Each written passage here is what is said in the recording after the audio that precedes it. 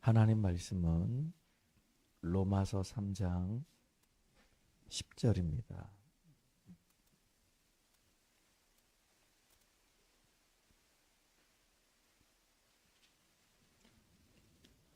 로마서 3장 10절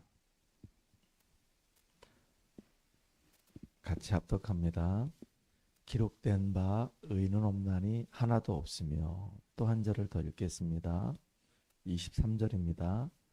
모든 사람이 죄를 범하였음에 하나님의 영광에 이르지 못하더니.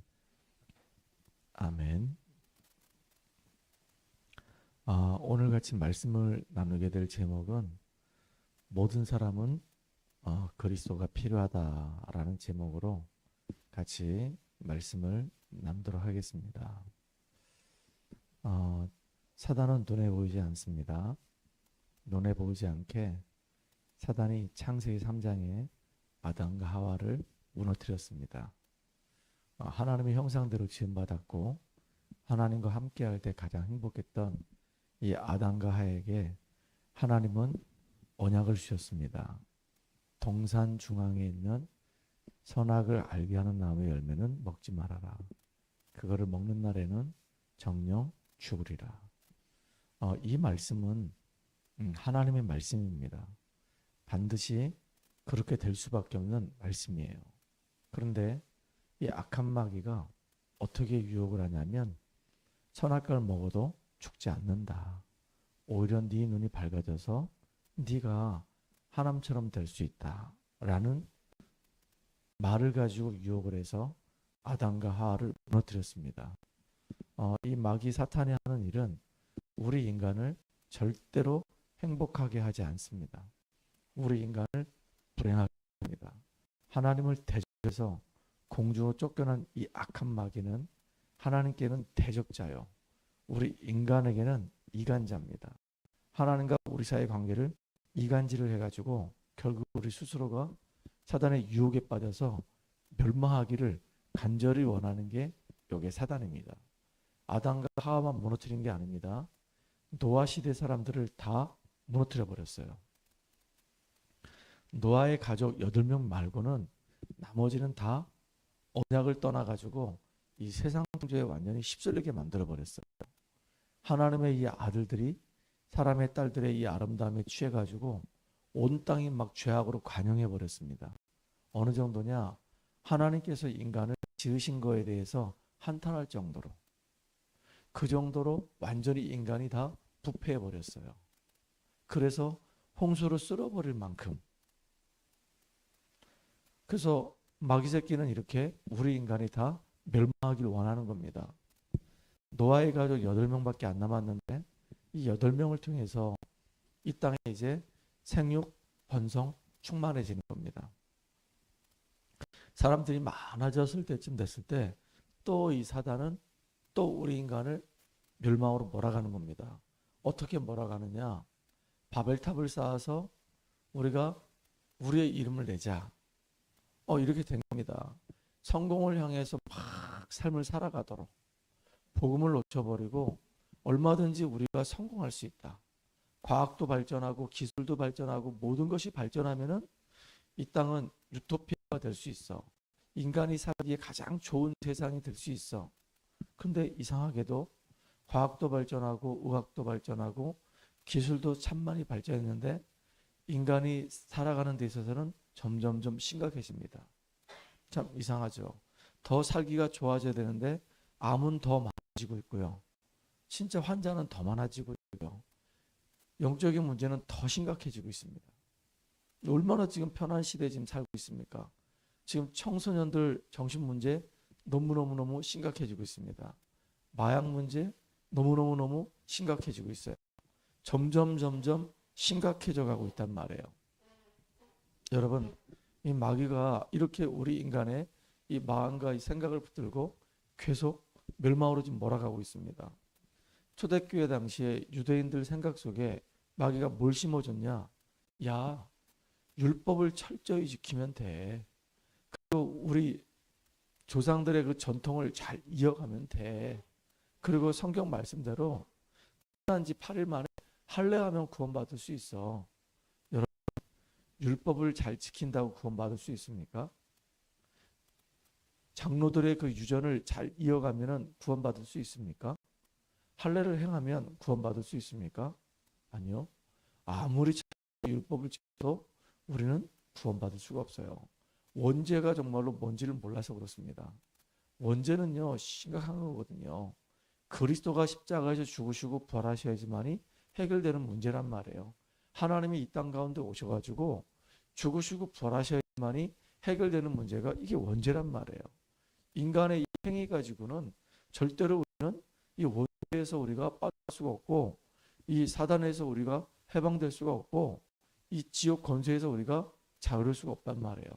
그 정도로 이 원죄는 무서운 겁니다.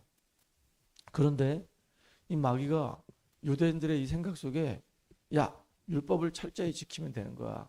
율법은 몽학 선생입니다. 아, 우리는 율법을 철저히 지킬 수가 없구나. 우리는 율법을 행할 수가 없구나. 우리는 율법 앞에 죄인이구나. 이거 깨닫게 하려고 하나님이 우리에게 율법을 허락하신 거란 말이에요. 죄를 깨닫게 하시려고. 그래서 그리스도께로 돌아오라고. 그 안에 구원이 있으니까. 근데 유대인들은 착각을 한 겁니다. 예수 필요 없어. 우리는 율법을 철저히 지키면 돼. 이게 어디로 연결됐냐면요, 중세교회로 연결된 겁니다. 중세교회로 연결돼서 이 복음이 희미해지니까 착하게 살면 되는 거야. 착하게 살면 우리는 구원받을 수 있어. 우리가 공을 세우면 구원받을 수 있어.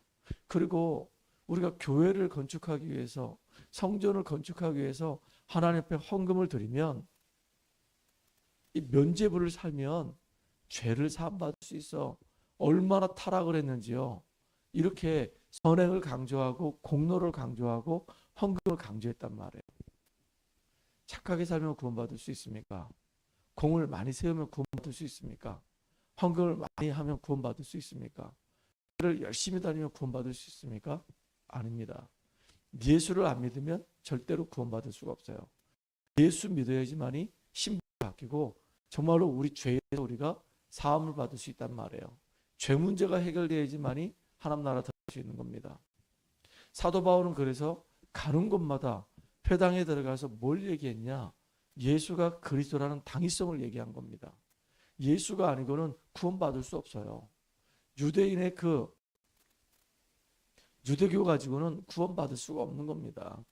헬라의 그 철학 가지고는 구원받을 수가 없는 거예요.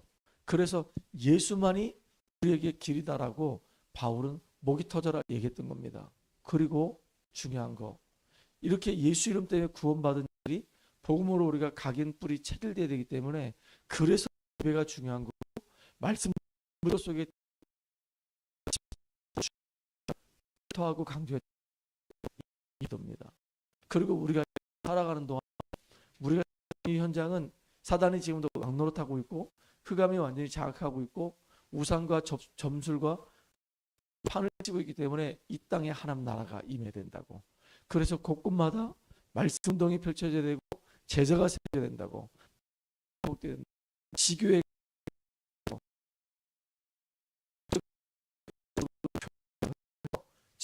이 일을 생을 걸고 했던 겁니다. 우리가 이 응답을 누리는 주역되기 바랍니다. 이 사람 지금도 함정, 올무, 이 틀을 만들어 놓고 많은 사람이 지금 멸망으로 몰아가고 있어요.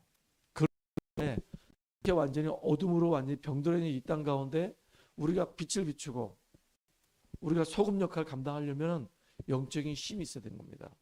그래서 우리가 계속 하나님 말씀에 집중을 계속하게 되는데, 2년이 되면 어느 날 진짜 우리도 모르게 우리가 바뀌어져 있을 거란 말이에요. 참 기가 막힐 겁니다. 이렇게 우리 자신들이 복음으로 각인 뿌리 체질되는 집중 속에 있으면 어느 날 응답이 와요. 그 응답이 올 때 우리는 증인될 수 있는 겁니다. 그래서 이 어둠으로 완전히 병들어 있는 현장에 우리가 빛을 비추는 축복의 주역으로 쓰임 받을 수 있습니다. 우리는 성경을 통해서 답을 내야 돼요.